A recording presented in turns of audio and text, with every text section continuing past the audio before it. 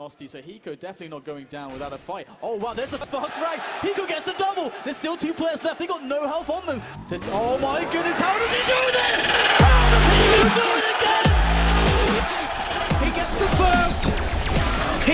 eSports. $1 million industry that most people have never heard of. But it looks like Navi right now. Thousands of fans flock to cheer their favourite teams in what is rapidly becoming one of the biggest spectator events around. Checking the first one, get right, letting them through. There's a 1-2, goes for the triple, get right, shutting down every single. For most of us, the word eSports means absolutely nothing. But for the countless fans, it's a lifestyle, it's a career choice, and it's a future. It's a very exciting industry to be in right now because there's so many eyeballs on it, there's so much talk around it, more and more brands getting involved. Last year, the prize pool for the International Championship of the online battle arena game Dota 2 totaled to over $20 million, with this winning team taking home a hefty $9 million between them. To put that into some perspective, the prize pool for the 2016 American Golf Masters was just $10 million, half of what these large-scale esports events can dish out. For those who are still baffled by just what esports are, simply put, it is a multiplayer video game played competitively for spectators, typically by professional gamers. The main bulk of the industry revolves around the players, but it spans much further than most can imagine. Sam Van Tilbury works for Gfinity, a leading organiser in the esports industry. It's absolutely fantastic to be involved with esports. Yeah. It's a fast-growing market. I think it's a viable career choice for people. It's definitely a fantastic space to be in. I mean, working for Gfinity, we're renowned for quality. We try and put on an event no matter what the scale. Gfinity was set up to help push esports within the UK to a professional level, to raise awareness and provide an arena for gamers to showcase their talent. Sam and the rest of the company are really trying to push the UK into the forefront of esports. The UK being at the epicenter, I would say, of this interactive entertainment industry that we're all a part of. When I was young, it didn't exist, and I would never have come to an esports arena like Gfinity, where someone stood in front of me, gave a speech how wonderful it is to be working in the industry. 20 years on, 2017 nowadays, I think it's hugely important to tell the next generation, young gamers, that this is a viable career choice.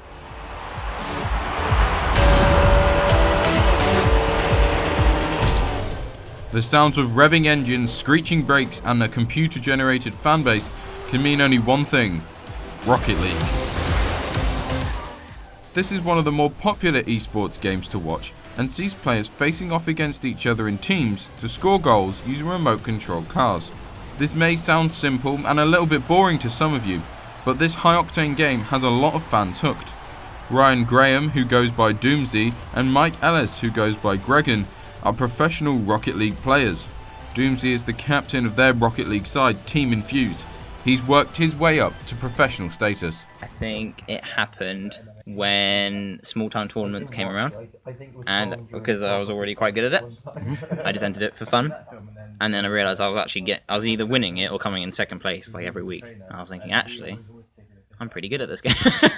So I think it was that point there where we thought, actually, this could be quite big, because every month there was something new announced, and the month after that there'd be something even bigger, and it just kept growing and growing, and we were just riding the wave all the way down.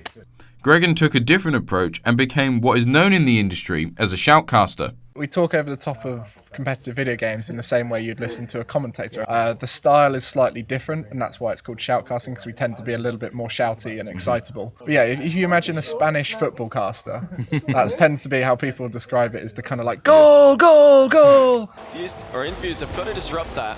Try to do something different. Oh, what a shot from Scrub Killer, just stopped off the line by Sebadam, pushing that out to the side. That is safe. A chance for Doom to do a little bit more than that, though. The ball's still stuck in their half. What has Sebadam got planned? Oh, what passing play! There it is! Booming it into the back of the net. But these pro players know just how much work it takes to be the best, just like any other athlete. Anything creative or just esports or sports where there's just a lot of competition, it is tough. So if you do want it, you have to go in either 100% or just go somewhere else, basically. Yeah. Like if you just go at it with like, I'll put in some effort in, then you're not really going to get very far. They explained how it's vital to get a good life balance. Making time for exercise and family is just as important as training. It also can get in the way if you're not very good at balancing life, like school life, doing exercise and everything, with your gaming, then it can absorb your hours. And I think a lot of people got to be careful of that. Both myself and Doomsy, we're both very active as people. We do a lot of exercise, and we've also done everything we wanted to in education at school, I feel, from what I know. Yeah. So you can say from our point of view, we've done well at balancing it, but there's a lot of people who don't concentrate on school, lose interest in school, don't like getting out of the house, and when they get absorbed in video games, then it can affect their life. The life of professional gamers seems exciting and somewhat glamorous, leading young fans to want to pursue careers in the pro circuit. However, could this negatively be impacting our younger generation's health by missing out vital time outdoors?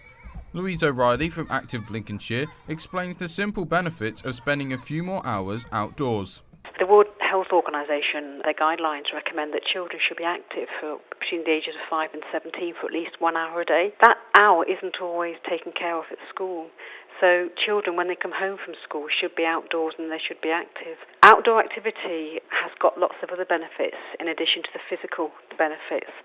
It's been proven to give children better concentration, attention span, and that's through the release of hormones. Louise also explained that the lack of an active lifestyle is one of the contributing factors to child obesity. The people that say that video games contribute to a child's development are right, and they're used quite a lot in schools. But the reason why they're so detrimental to children is that they're used in their leisure time. So when they come home from school, they should be out playing. So they're outdoors less, and they're playing less. So watching TV and video games, they're leading a sedentary lifestyle. And all the bad things that are associated with that around obesity are epidemic now within children.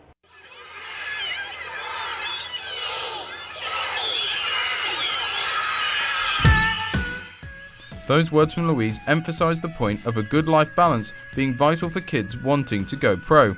With a good life balance, the skills and benefits of video gaming can take effect. Companies such as the Digital Schoolhouse are trying to harness the power of learning through video games.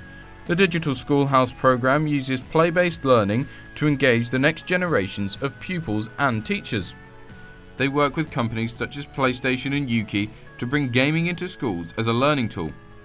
Shanila Saeed is the director of the Digital Schoolhouse program and the head of education at Yuki. We recruit schools to become digital schoolhouses. We provide them with an additional layer of training to help them be more innovative in their approach to teaching, and we connect them with industry. Specialism that industry has is it's a hotbed for innovation and its area of expertise. It does that incredibly well, but they don't necessarily know how things work inside the classroom. The teachers know that really well. So the idea is bringing the two together. This year they launched an inter-school eSports tournament. This allowed students from several schools across the UK to hold qualifying matches within their own schools, and then the winning team from each school went along to a grand final in London. Students love games. Games are, one of those platforms that are unique in the sense that they break down barriers and they cross all areas of diversity. Whatever your categorization is, you will find that students generally on the whole have fun playing games. But in addition to that, it's not just about inspiring them, it's encouraging students to engage where they otherwise might not have engaged in an extracurricular activity. So it's giving them something, a positive, something to feel good about something they're doing in school. Lots of people play games in their pastime and now they can actually make something out of it. And this is about saying to them, actually people are taking this further and doing this for a career. And here's the wealth of opportunities out there. This event was to give the kids an insight into all sides of esports by playing the games, meeting professionals and gaining a wider understanding of what the careers are within the video game industry. Other experts were also there. A group from the company that created the iconic character Sonic the Hedgehog, Sega, were there to share their knowledge. If they're really passionate about a certain area of the games industry, if you are an artist and you like drawing pictures, then art would be definitely a route that you'd want to maybe pursue in the future. You can always transfer part of your coding skills between all the different areas of the games industry, basically. So just be aware that there's so many tiny roles in every field that if there's things that you really enjoy doing, you'll find a role that really matches you. You don't need to worry so much. As for the future of esports, well, it's currently in the hands of the young, aspiring fans.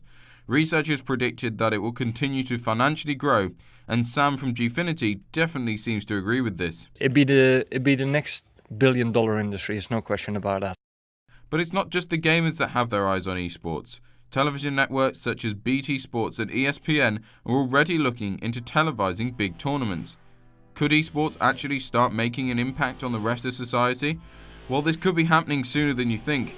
So start to scrub up on that League of Legends lore, start learning the name of your favourite Overwatch characters, and prepare yourself to cheer on the best teams in the world with the rest of us. Right here, not checking the first one, Get Right letting them through, there's a 1-2, goes for the triple Get Right, shutting down every single